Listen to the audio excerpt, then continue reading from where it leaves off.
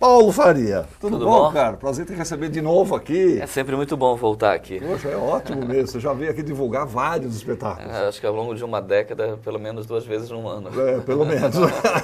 Bom sinal que a companhia está produzindo Estamos aí. incessantemente. Esses 16 anos, ininterruptamente, 16 espetáculos. 16 espetáculos em 16 anos. Exatamente. Uma boa média, hein? E esse agora, o Sabiá, que a gente estava conversando um pouco antes, que é o primeiro trabalho fora da companhia. Fora da companhia. Né? Tanto que eu vou mudar lá no Facebook, eu tenho um relacionamento sério com o pessoal do Faroeste, agora eu vou colocar aberto. Aberto. Né? Porque virou...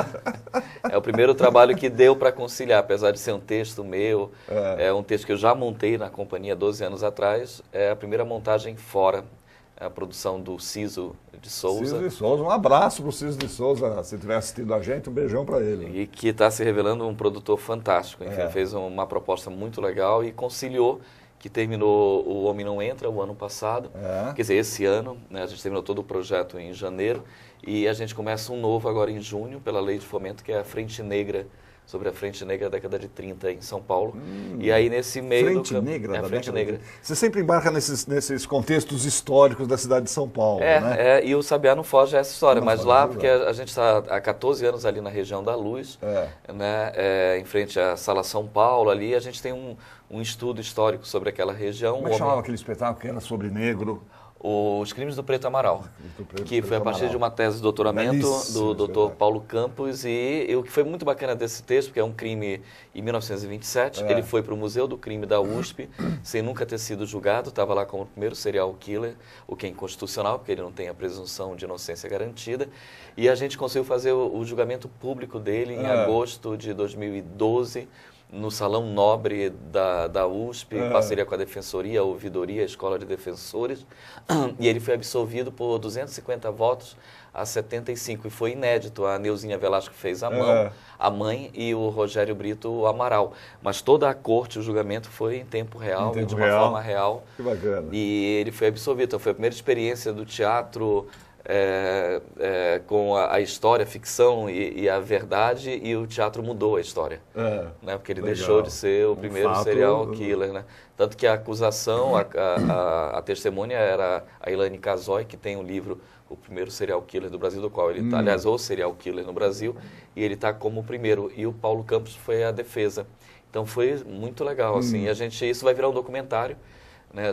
São 8 anos do processo dos crimes do Preto Amaral, e aí vai terminar num documentário que a gente ainda não conseguiu finalizar, devido à loucura toda ali naquela região, né? E a Frente Negra agora vai tratar de um movimento fantástico, que é dos negros em São Paulo, de 31 a 37, que virou partido político e que o Getúlio caçou em 37, junto com os comunistas.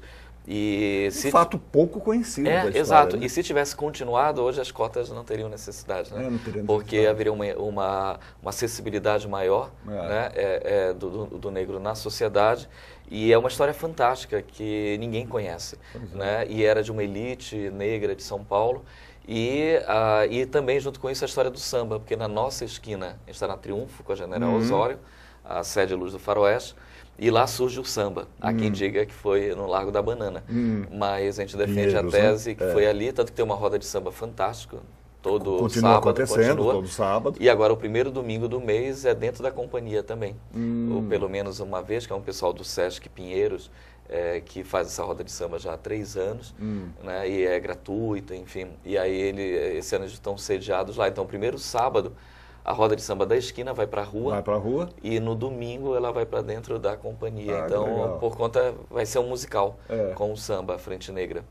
Em parceria com o Coletivo Negro. Além disso, você já passeou também pela Rua do Triunfo, a história do cineasta, o Cine Camaleão, né, que a gente conta a história em 78, ali, e o Homem Não... Foi o auge, né? Exatamente. Da produção cinematográfica daquele pedaço, década de 70, né? e a gente foi... A Boca do Lixo. Exatamente. Cinema da Boca. Cinema da Boca. E até hoje existe, porque o Massaíne está lá, Está lá ainda, né? Pagador de Promessa, Palma de Ouro, né, e vários outros filmes. Ele está há 60 anos, em 2 andares de um prédio soberano. Fantástico a conservação de tudo década de 40 lá. E a família Ciocler, que tem uma montadora na Gusmões ali, é uma área mais técnica, eles trabalham com equipamento e tal, mas são os dois que afirmam que a boca não acabou. E a gente lá agora tem uma ocupação também. A residência onde era o ateliê da Maria Bonomi, o amarelinho, bem esquina, em cima, né? Que a gente está colado nele. A gente fez uma parceria com o proprietário e a gente levou para lá 10 coletivos de cinema e teatro, a Residência Cultural Amarelinho da Luz. Então a gente está tentando retomar a história da boca, e nessa avalanche de coisas que tem acontecido, principalmente os 2 últimos anos que a gente mudou para Triunfo, porque a gente estava lá na Cleveland, né? A gente saiu de lá em dezembro de 2012, e coincidentemente, porque na Cleveland a gente fazia o Cine Camaleão, que contava a história da Rua do Triunfo, em uma produtora, em 78, chamada Cine Camaleão, em frente ao antigo DOPS. A gente muda para esse endereço. Exatamente para esse lugar. Então as pessoas iam ver a peça como, vocês sempre estiveram aqui? Não, foi uma coincidência. E agora esse projeto A Frente Negra. E aí no meio disso tudo rolou um espaço para fazer o Sabiá, né? Que é o que nós vamos falar hoje. Sabiá, né? Porque o Sabiá é engraçado, porque em dia 15 de dezembro do ano passado, a gente fez uma grande intervenção com o Sesc Bom Retiro, Luz e Sombra, que foi o maior evento de videomapping da América Latina, 200 mil lumes. A gente fez com o Andar 7 em parceria, e enfim, eram quase 200 pessoas envolvidas no projeto, em toda a frente do DOPS. Né? Então foi uma forma de lavar aquele lugar, de fato, os artistas ressignificá-lo, a sua fachada, né? Porque hoje é o memorial lá e a gente meio que iniciou essa descomemoração do golpe. E o Sabiá, o Ciso, o início do ano passado me pediu os direitos da peça, que eu havia montado já, porque ela trata do golpe militar, em cima da música do Chico e do Tom. Né, o Sabiá, que foi em 68 a maior vaia, né, histórica do festival. Do festival, né? Exato. E aí eu ia fazer com a Mel Lisboa, que é a atriz da companhia do pessoal do Faroeste, e o Daniel Alvim, que originalmente fez essa montagem. Original, né? Só que coincidiu, que era para a gente ter feito o ano passado, estrear em janeiro deste ano, né, estrearia no Rio, e a Mel foi fazer a Rita Lee agora, e o Daniel acabou de estrear uma peça com o Posse Neto e o Zé Roberto Jardim. E aí não daria agenda, e aí foi quando eu fiz o convite para Helena Gutmann, para Jerusa Franco e para o Gustavo Haddad, né? Porque foi muito legal, porque de qualquer forma, você ficou muito bem de elenco. É um elenco fantástico, talentosíssimo, que topou essa empreitada em curto tempo de montagem, mas só foi possível porque foi agora. Acho que se fosse em janeiro eu não poderia, porque rolou o Sesc, e acabou que nesses 2 meses que a gente fez tudo isso, é o tempo que a gente está se preparando para começar a Frente Negra. Bom, os deuses conspiram a favor, né? E falar disso, né, nesse momento, né, que a gente tem aí os 50 anos... 50 anos do golpe, né? militar, de 64. Então foi muito bacana, porque assim, eu sou de Belém do Pará, né? Estou há 24 anos em São Paulo, e meu pai foi cassado em 68, prefeito de Santarém. E então a gente viveu, né, a família foi arruinada, essa coisa toda, né, ele foi cassado 2 vezes, é o único caso no Brasil, e ele era a maior liderança no norte do país, era candidato natural ao governo, e ele não retomou, a família perdeu tudo, tanto que nessa... Ele não voltou para a política? Não, ele faleceu em 82, foi exatamente, né, pós 78, primeira eleição. Ele voltou ali a candidato federal, a deputado, mas ele já estava completamente destruído, e em 85 ele falece, então ele não conseguiu retomar. Retomar mesmo. Tanto que nessa reparação que houve, né, de todos os envolvidos, né, na ditadura, né, que foram de alguma forma destruídos, houve uma indenização. A gente não entrou exatamente entendendo que não há como a família ser indenizada, e não há como ser reparado com o dinheiro público, e não há como o dinheiro público virar herança nossa. Né? Então, nós não entramos nessa reparação. E aí, por tudo isso, né, foi muito legal a oportunidade de falar desse tema. Né? Enfim, e o espetáculo também vai na contracorrente, porque é um drama, né? Tanto que, como a música, na época... foi vaiada, se a gente tivesse montado essa peça na época, também a gente seria vaiado, porque não era politicamente correto. E essa grande questão, porque a companhia tem se debruçado acerca do melodrama, do drama, do teatro de gênero, o que vai um pouco no contrafluxo da minha geração, né, que investiga um teatro mais narrativo, mais pós-dramático. E a gente há essa relação de que a novela só está na TV, enquanto que a novela só vai para a TV porque ela esteve no teatro. Os grandes autores de TV de TV vieram do teatro, né? Do teatro, todos, né, na década de 60. Só que depois, com a ditadura e tudo mais, 70 e 80, intelectualmente falando, não era um gênero politicamente correto. Ainda mais falar de uma forma, através de um drama, né? Mas foi essa a ideia, foi trazer a poesia da música, trazer os desamores, como era a vida dessas pessoas naquela época, como elas eram afetivamente, como essa ditadura ela destruiu grande parte dos sonhos, né, de todas as famílias. E ainda assim a gente entender que o golpe partiu de dentro da família brasileira. E é curioso saber os reflexos, né, que isso tudo causou, vem causando até hoje, né? Sim, ainda está muito próximo, é um passado muito próximo. Muito recente. Eu, quando foi no dia 31 de março agora, eu dirigi um texto lá no Arena, num projeto dos sátiros, do Marcelo Rubens Paiva, sobre a história do pai dele, né? Quer dizer, como agora esse torturador que acabou de falecer, que confessou... Malhães, né? Malhães. E algo assim. E aí soube-se, né, sobre o corpo, o paradeiro do Rubens, né, de onde foi parar. E, então essas coisas estão... Eu acabei de ver... São feridas que ainda estão abertas aí, Eu fui ver a exposição da Angel, né, da Zuzu Angel, lá no Itaú, né? Então está tudo aí, né? Essas pessoas ainda estão... a peça trata um pouco uma Ifigênia, assim, no sentido de que é uma irmã que quer enterrar o seu irmão, né? Essa necessidade de você cumprir esse rito. Então a peça trata um pouco disso, assim, porque são duas mulheres, o percurso, a peça ela começa em 2000. A gente não mudou, porque eu escrevi em 2000 para abrir Fioca. Ela me fez um pedido de um texto, entrou na companhia, ficou 8 anos pós essa montagem, e ela estava fazendo 30 anos de formada da EAD, aí me pediu um texto, era em cima das tragédias, e aí a gente conversou, ela saiu, eu coloquei, porque eu queria falar há muito tempo desse tema, e eu coloquei a música, o sabiá, falei, isso dá uma história. A partir daí dá para... E aí escrevi esse texto, a gente montou, ficou 8 anos circulando São Paulo, interior, fez várias temporadas na capital. E aí, então ele tem um quê de trágico também na sua estrutura, porque essas duas amigas se encontram em 2000, né? E de 2000 elas vão para 71, que é quando ele desaparece. Quando ele desaparece. E da memória mais próxima, elas vão a mais distante, que é quando ele chega do festival com a música, o disco, né, uma licença poética, ele já chega com o disco, né? E porque ele ouviu essa música e tal, mas o percurso é de 64 a 71 desse personagem, que é um guerrilheiro, né? Ele foi para a luta armada e ele desaparece. Então a namorada em 2000 vai encontrar a irmã dele para falar desse... Elas estão há 3 anos em 2000 sem se encontrar e tal, e aí ela vai falar sobre o desaparecimento dele, ela traz uma novidade. E aí o Ricardo aparece em flashback. Então a Eliana Gutmann e a Jerusa vão para o passado e presente. É uma sala vazia, a personagem acabou de se livrar de todos os móveis que ela herdou. Então é numa sala vazia que vai se recontando essa história. E essa montagem, apesar de já ter montado, é uma nova montagem, né? Como se estivesse montando... de uma forma inédita, porque não tem absolutamente nada a ver com a outra montagem. Com a outra montagem que você fez. A gente tem um recurso muito grande de cinema com vídeo, né? Quando vai para o passado, os móveis antigos voltam, né? Tem uns véus em cena, e essa projeção é do Dário José, que é um diretor de vídeo que já trabalha com a companhia há 5 anos. E aí ele criou esses espaços do passado.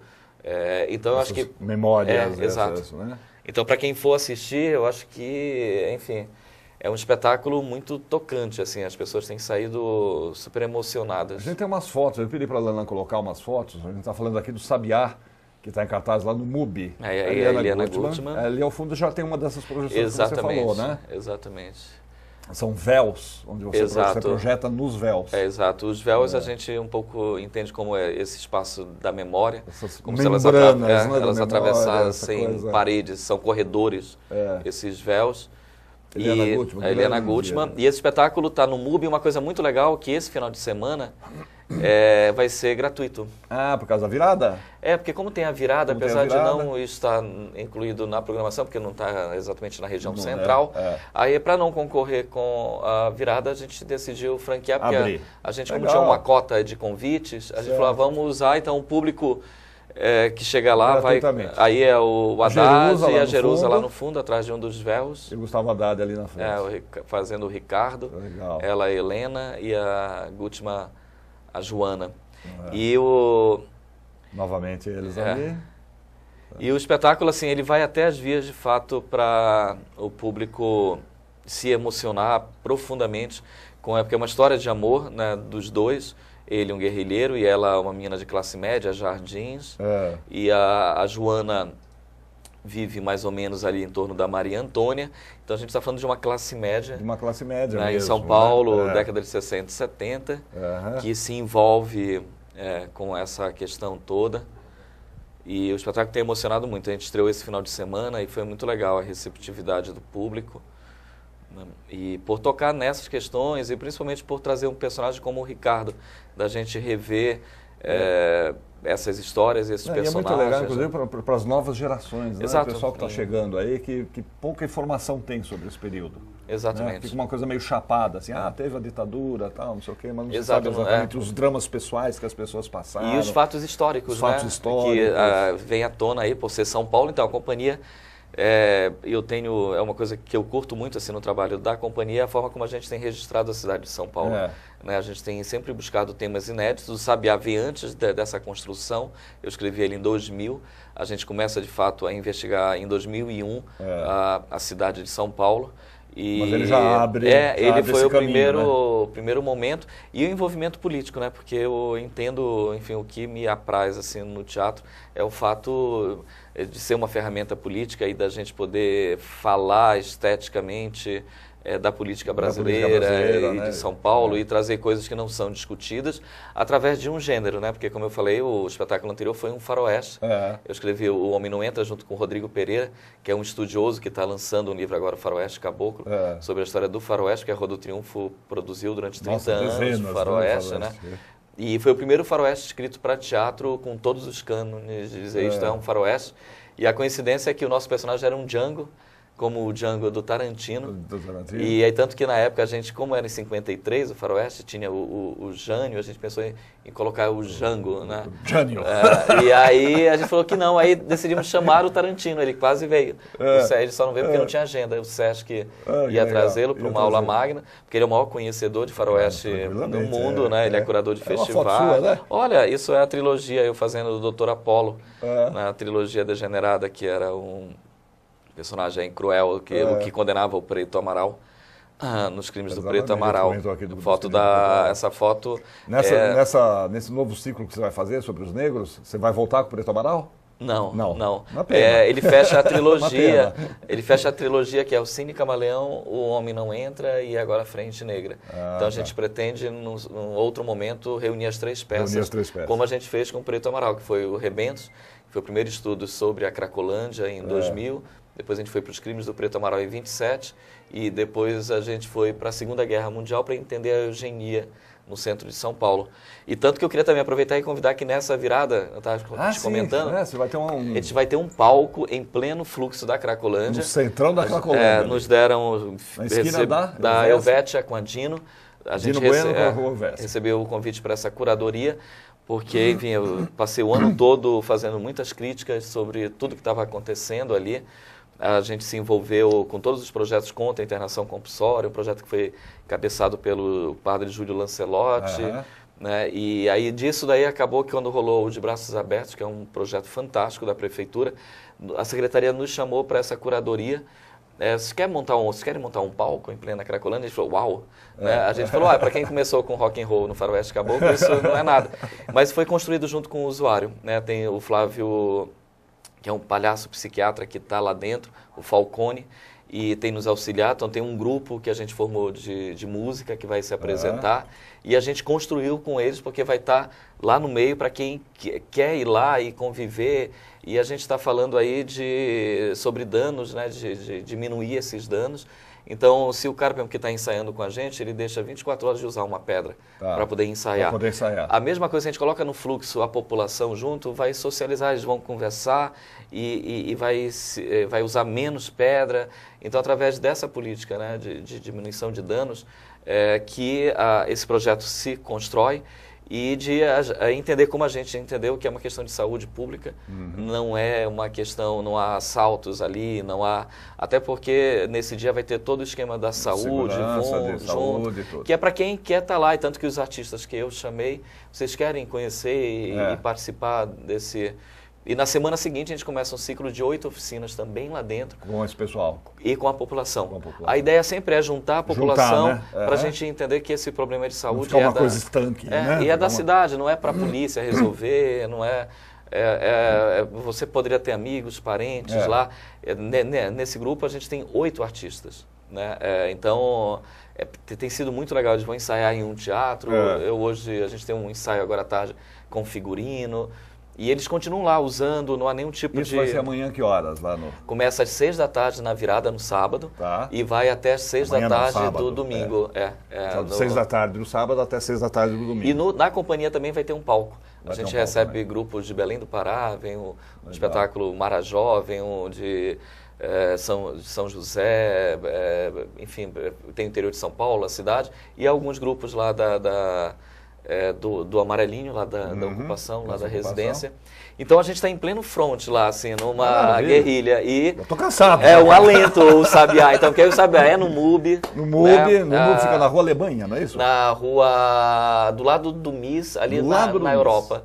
Né? Porque ele tem a entrada pela Alemanha, né? Pela Rua Alemanha. Mas também você entra pelo MIS, tem uma grade ali que fica aberto. Então a gente foi super bem recebido lá por todo... Sábado e domingo, sábado às 21h30, domingo às 18 horas. Sábado 21h30, domingo 18 horas, MUB ao lado do MIS. Exato. Excepcionalmente esse final de semana com gratuito, e a partir de junho vai ter sexta também. A gente fica até julho. Né, porque a gente tem um espetáculo lá que está em cartaz, que termina a temporada, a gente assume.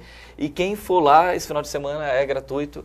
Né, e o ingresso também normalmente é R$40, 20 estudantes.